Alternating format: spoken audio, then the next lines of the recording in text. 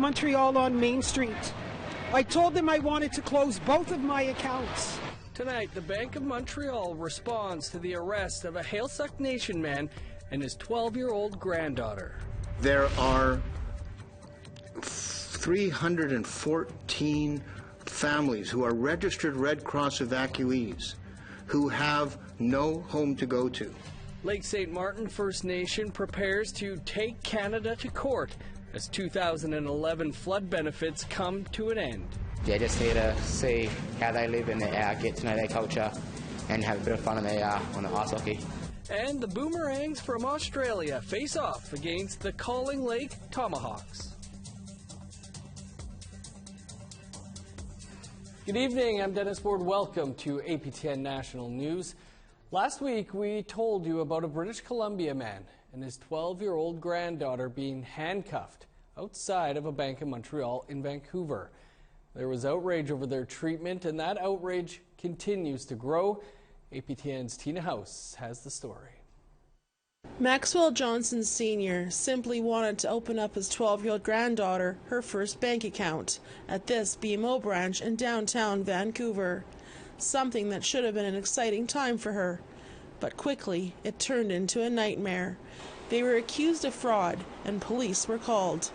They were handcuffed and detained by Vancouver police on December the 20th, 2019, after the bank employees said their ID did not match. After an hour, it was determined that no fraud was committed. Late last week, a rally was held outside of BMO to support Max and his granddaughter. We demand justice! Demand justice for this family! Demand justice for the Indigenous people! We are not asking you any longer! We are demanding it! Since then, outrage has spread across the country, and here at this rally, people are angry, including former BMO client Makega Martin. This is my old bank card. The very first thing I did at 10 o'clock this morning was walk into the Bank of Montreal on Main Street. I told them I wanted to close both of my accounts. When the teller asked me why, I said loud enough for everyone to hear that as a woman with First Nations blood, it is not with my interest to continue to bank with an establishment that racially profiles its clients. Along with that rally, a candlelight vigil was held to show more support for Max and his family. Over 100 people crammed into this community center to stand up against racial profiling. Member of Parliament of Vancouver East, Jenny Kwan, was there to lend her support. Racism and discrimination is not okay. We have also experienced and seen racial profiling in a whole variety of different arenas. In the case of Maxwell and the granddaughter, that is racial profiling at a banking institution. This is happening in our communities today. And so I, as an elected official, and it's a rallying call across all party lines for all of us to stand together to say no to racism, to say no to discrimination, and to take real action. Tina House, APTN National News, Vancouver. In response, BMO today announced an Indigenous Advisory Council. For more, we're joined by BMO Executive Committee member Ernie Johansson. Ms. Johansson, thanks for joining us. Please help our viewers understand how opening a bank account could result in a 911 call and a 12-year-old girl and her grandfather in handcuffs. Thanks, Dennis, for first of all having me on your program and being able to share with your viewership what took place. Let me start off by saying, first off, we are deeply sorry for the situation that took place for Mr. Johnson and his granddaughter. It is unacceptable. It is very hurtful. We know we have created a situation where we have been disrespectful, and we have created an area, an opportunity for us to do better. We made a mistake. I want to be very clear. We should not have phoned the police department at any point in time. And as a result of that, we sparked a situation that led to uncontrollable circumstances for which we, as I said, are apologetic to Mr. Johnson and his granddaughter. We have been working over the past few weeks at taking the situation very seriously, reaching out to Mr. Johnson and apologizing, looking to continue on the conversation with him, to be able to speak to him and resolve the matter, to be able to create reconciliation. We've also engaged in hundreds of conversations with customers and our employees in the Indigenous community to get their wisdom, their knowledge, to hear what they're feeling, what they're thinking, and giving us guidance as to how we approach the situation. We have also met with the leadership of the Heiltsuk Nation to be able to speak to them and help understand how we can reconcile this situation. As I said, we are deeply embarrassed by this situation, and we're looking to rectify it. We had 2 customers come into our branch to be able to set up an account.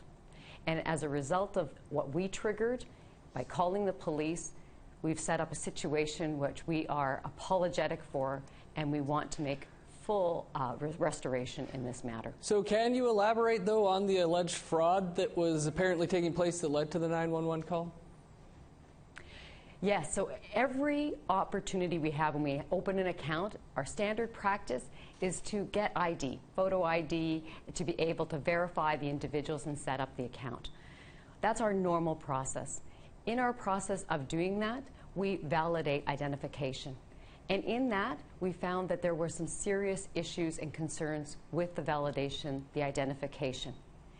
We should have, at that point, stopped the conversation and not called the police department. That is our error, that's our mistake, and that's what we're apologizing for today, and will continue to apologize for and seek to make it right with Mr. Johnson and his granddaughter. The police are now saying that the bank misled them. What do you say to that?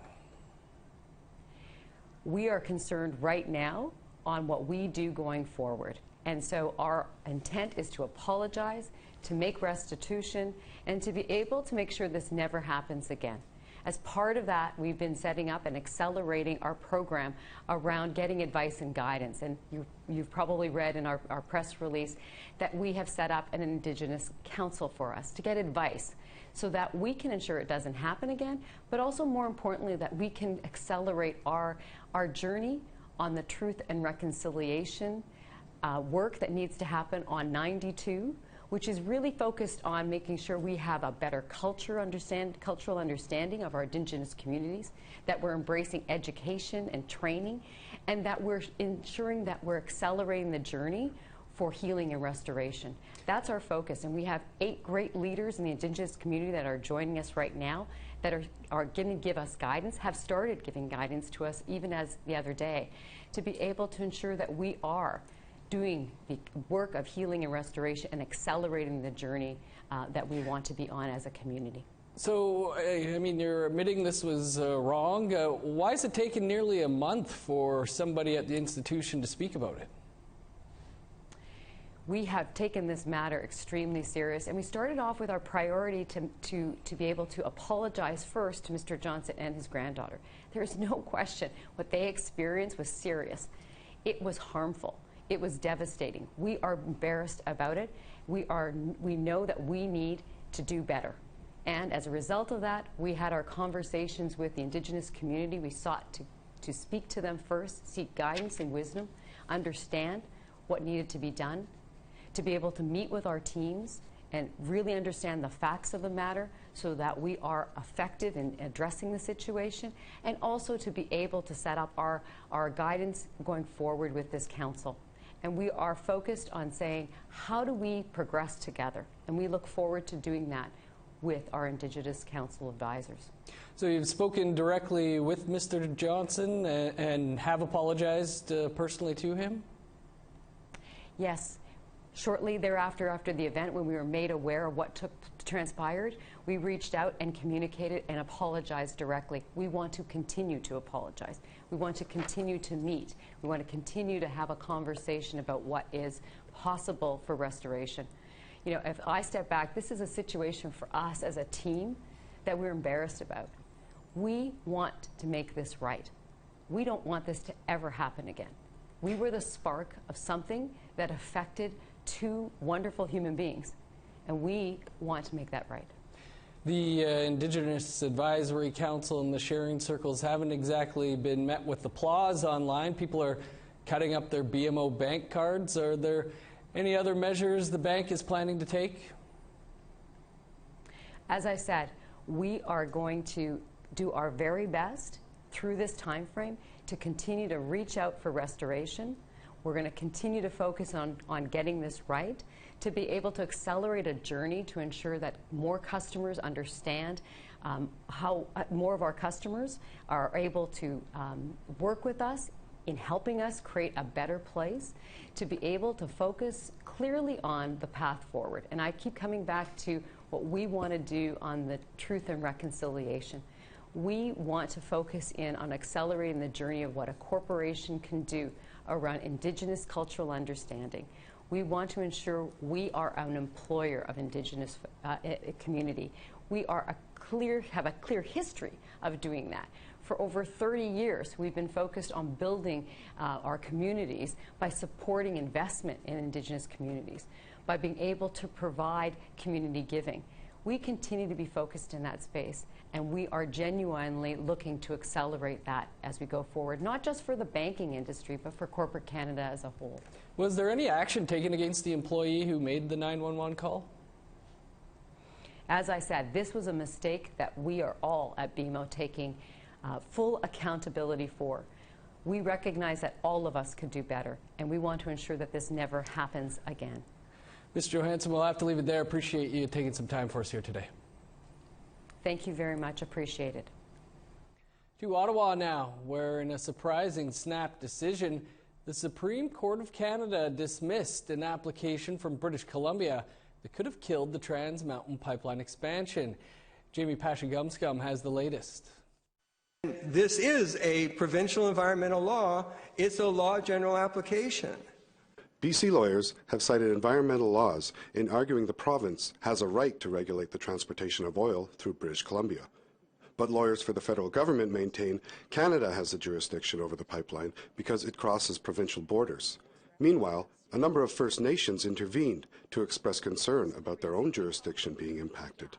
Gidith Gutsleye represented the Council of the Heiltsuk Nation. Indigenous peoples are part of cooperative federalism, that we have a role to play in exercising our jurisdiction, and we want the court to ensure that it expressly reserves Indigenous jurisdiction for another case when there's a proper record in front of it to make that decision. So basically, we just don't want this to be about Section 91 and 92 with Canada and provinces' powers and jurisdictions. We want to ensure that Indigenous peoples are part of that, given the cultural genocide that has occurred throughout Canada's history. Lisa Fong intervened on behalf of the Heiltsuk Tribal Council.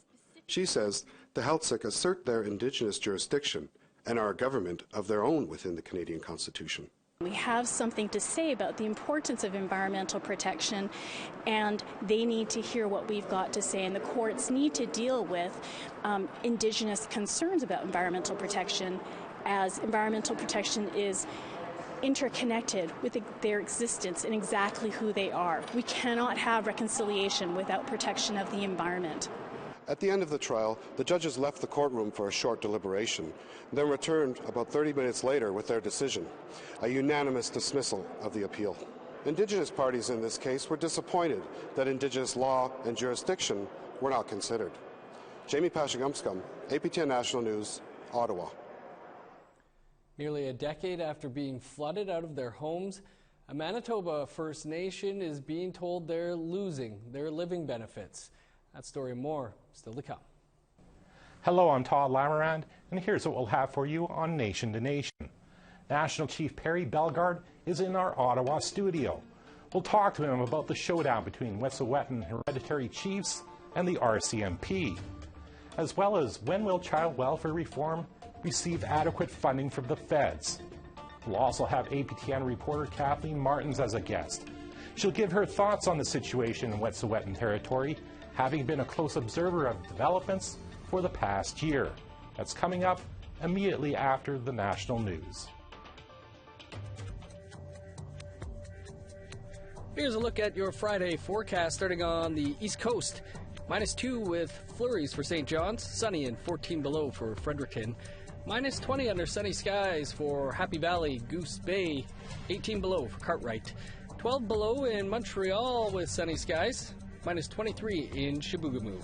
Minus 8 in Toronto. 13 below for Ottawa. Minus 6 in Thunder Bay. 10 below for Wawa. Minus 24 in Churchill. 16 below with snow for Norway.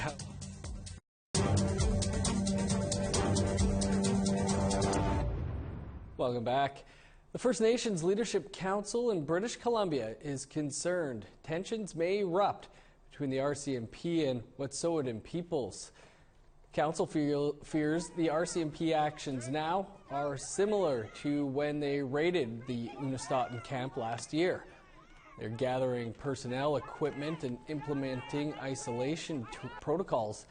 People in the Wet'suwet'en camps and their supporters say Coastal GasLink is building the pipeline without their consent on unceded territory. In a press release, Cheryl Casimir from the Leadership Council stated, quote, "We encourage respectful dialogue and open lines of communication among the RCMP and opponents of the pipeline who remain in the vicinity of the Unistoten camp in unceded Wet'suwet'en territory and urge the RCMP to exercise extreme caution and diplomacy." Leadership from one Manitoba First Nation are preparing to take Canada to court. The chief of Lake St. Martin First Nation says flood evacuees are facing homelessness at the end of this month, when benefits for members living in Winnipeg will be cut off. Here's Brittany Hobson with more. 9 years after being flooded out of their community, some members of Lake St. Martin First Nation are still displaced. No homes to go back to, and soon, no place to stay in Winnipeg. Evacuees were hit with a devastating surprise when they received notification their living benefits would be cut off. Now the First Nation is headed to court to fight. It is our intention to seek an injunction until this matter can be heard as soon as possible in its finality. It is our intention to have the decision to terminate benefits for people who have no place to live to be set aside. Harley Schachter is a lawyer for the community. He says these people are facing homelessness. And if they're thrust out onto the street, where will they go? If they don't have a house here, will they qualify for other social assistance benefits? Maybe, maybe not. Will those benefits be as good or as consistent as Red Cross benefits? Probably not.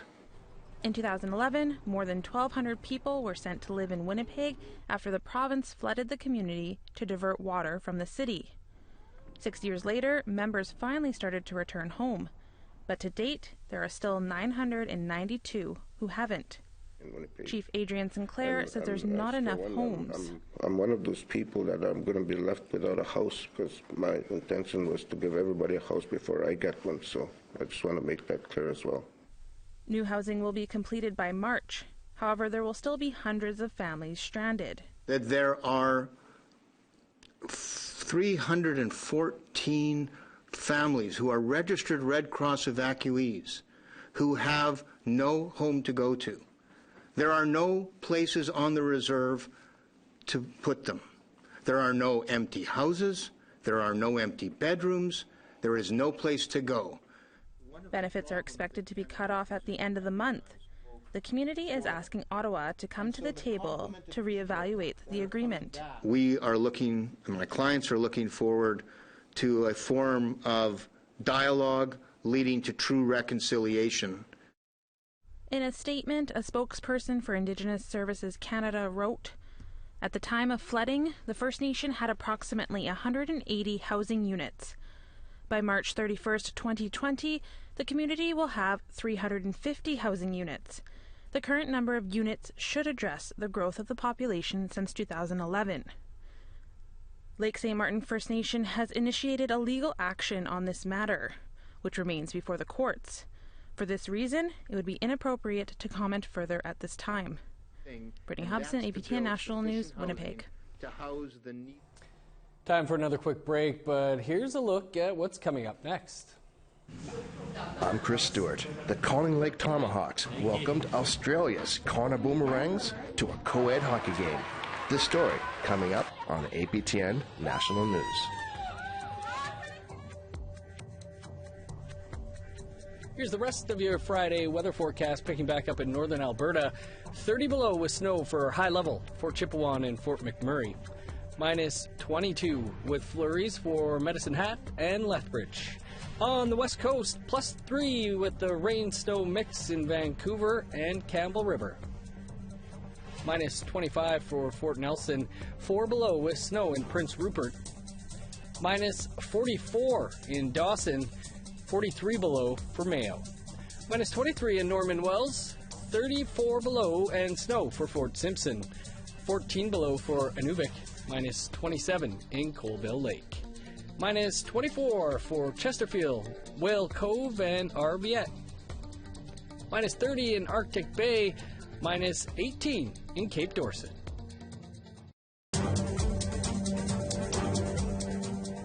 Welcome back.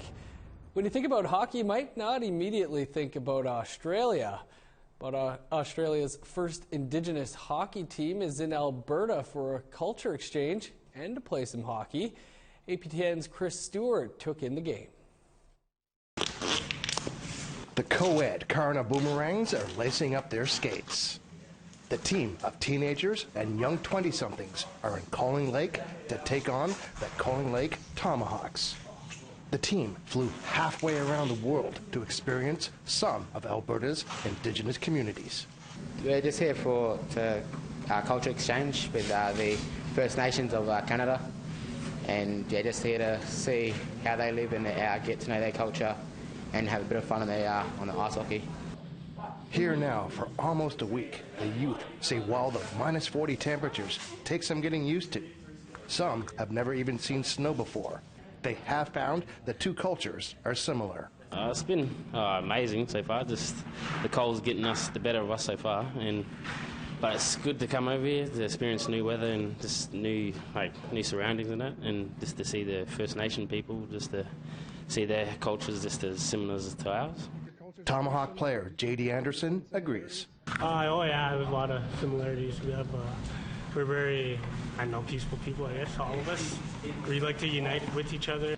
The team heads back home soon, but will be seeing the Edmonton Oilers play a game.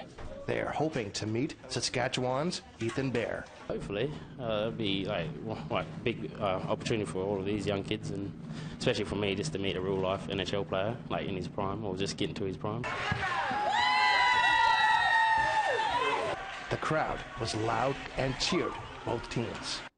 We're here to watch the Australians come play our team. It doesn't happen very often. No, it doesn't. First time. Who's going to win? Hopefully Calling Lake. The two teams played a good game, with good shots and saves on both sides. In the end, the Boomerangs came out with an 8-7 victory, and bragging rights by also defeating the Muscatcheese Hawks on Monday. Chris Stewart, APTN National News, Calling Lake, Alberta. High-scoring game, lots of action. That's your APTN National News for this Thursday. For much more, visit our website, aptnnews.ca. I'm Dennis Ward. Thanks for tuning in. We'll see you back here tomorrow. Todd Lamarand and Nation to Nation are next.